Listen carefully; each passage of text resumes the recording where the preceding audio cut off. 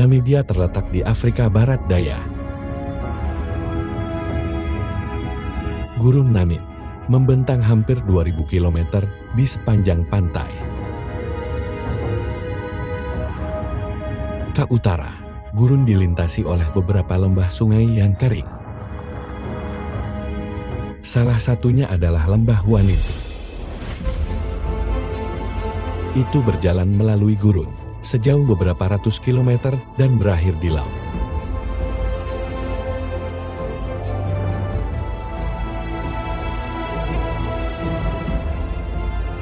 Air mengalir di sini paling banyak sekali 2 kali setahun. Hanya tanaman berakar dalam, seperti pohon ana, bisa bertahan di sini. Hanya di sini di dalam lembah. Bisakah mamalia ada dalam jangka panjang? Itu adalah rumah gajah gurun.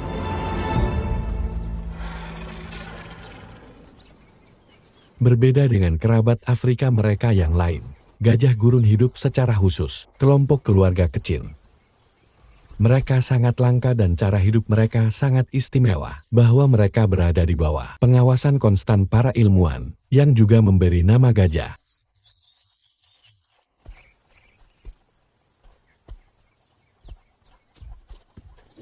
Kepala keluarga ini adalah Alphaco clarissa. Hewan tidak meninggalkan sisinya untuk sesaat. Hanya Clarissa yang tahu cara bertahan hidup di lingkungan ekstrim ini. Tunas pohon amer kini sudah matang.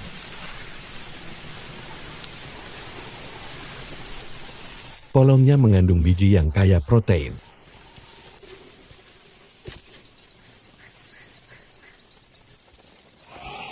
Clarissa telah mengenal setiap pohon ini sejak masa kecilnya.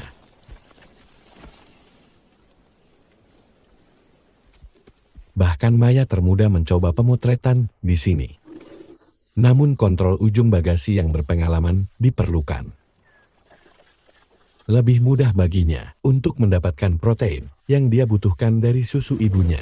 Gajah gurun hanya memiliki setengah jumlah karbohidrat, seperti gajah lainnya. Hewan jantan tinggal bersama keluarga induknya sampai mereka mencapai kematangan seksual. Dengan perkelahian pura-pura, mereka bersiap untuk hidup tanpa perlindungan perempuan. Gajah banteng dewasa adalah penyendiri atau bepergian dalam kelompok kecil. Javi adalah yang paling terampil di antara mereka. Adiknya menonton dengan iri saat Japi menjatuhkan cabang yang tampaknya tidak terjangkau dari pohon.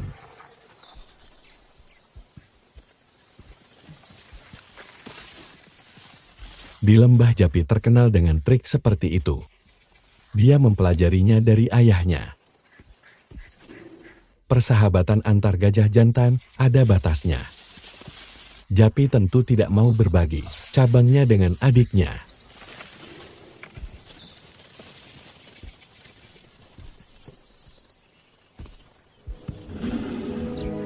Ayah mereka satu tus sekarang berusia hampir 60 tahun. Ciri khasnya adalah tus kanan yang hilang. Sudah lama hilang dalam pertempuran hierarkis. Selama bertahun-tahun, dia adalah Raja Huanin yang tak terbantahkan.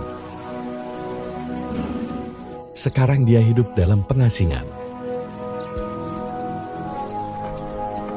Satu kaki gading seminggu dia tidak bisa lagi mengimbanginya.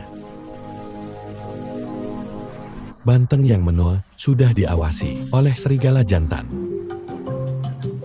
yang tinggal di lembah Huani bersama pasangannya. Serigala kebanyakan berburu hewan yang lebih kecil, tapi mereka tidak mau mengangkat hidung mereka pada gajah mati.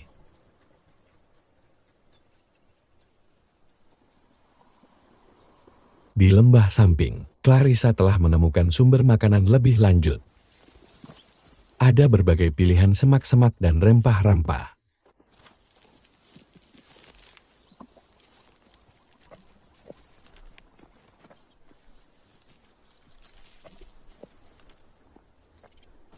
Gajah memanjat, keterampilan jauh melampaui savanah mereka. Kerabat yang tinggal ini juga adalah bentuk adaptasi terhadap habitat khusus mereka.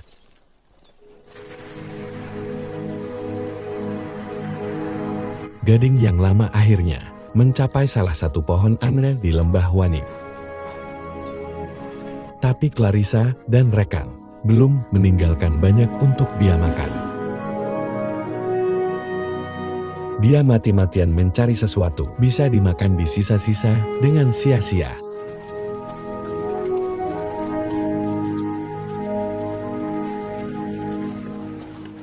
Bagi penduduk Namib bertahan hidup itu sulit. Mereka terbiasa pergi untuk waktu yang lama tanpa air. Banyak yang mendapatkan cairan dari makanan mereka, atau tidak ada sumber air rahasia. Terlepas dari ukuran, setiap daun hijau mengandung minimal cairan, layak dipanen.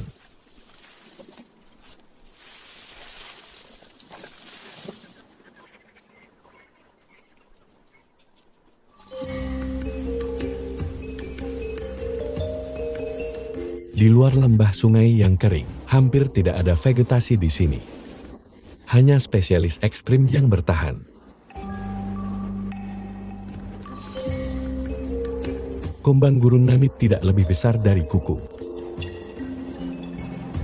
Seperti semua hewan, itu tergantung pada air untuk bertahan hidup dan mengembangkan strategi khusus.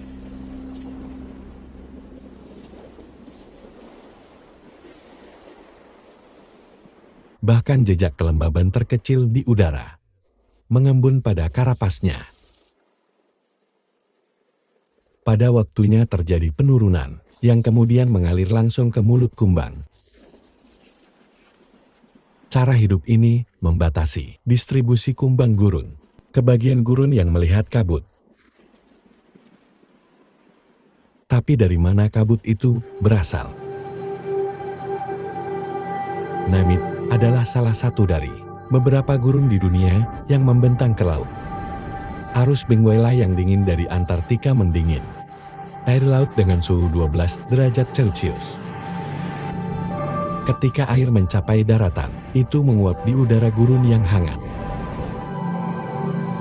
Sekitar 200 hari setahun, gurun terbelah dalam kabut, yang terkadang membentang ratusan kilometer di daratan, ke lembah sungai yang kering.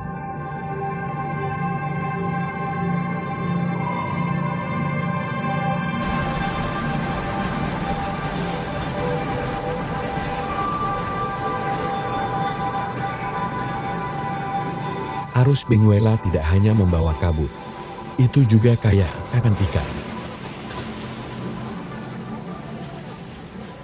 Hewan yang paling diuntungkan adalah biji bulu coklat.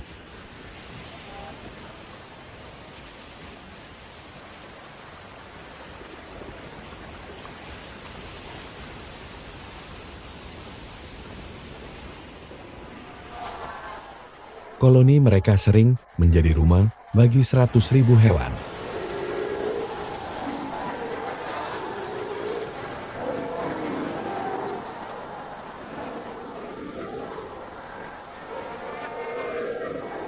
Sekarang ada alasan bagus untuk begitu banyak segel berkumpul di sini.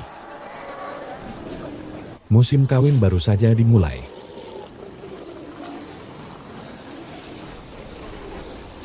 Di mana-mana dan banteng berjuang untuk hak kawin.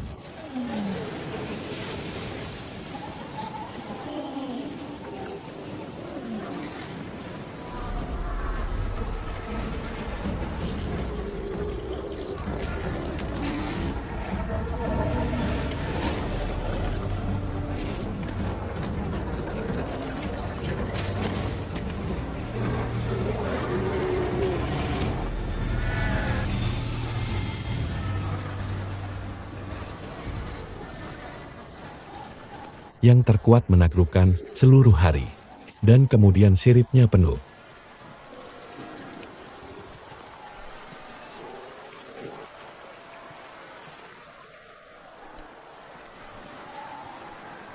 Setelah kawin pejantan menghilang ke laut, mereka tidak terlibat dalam membesarkan anak muda.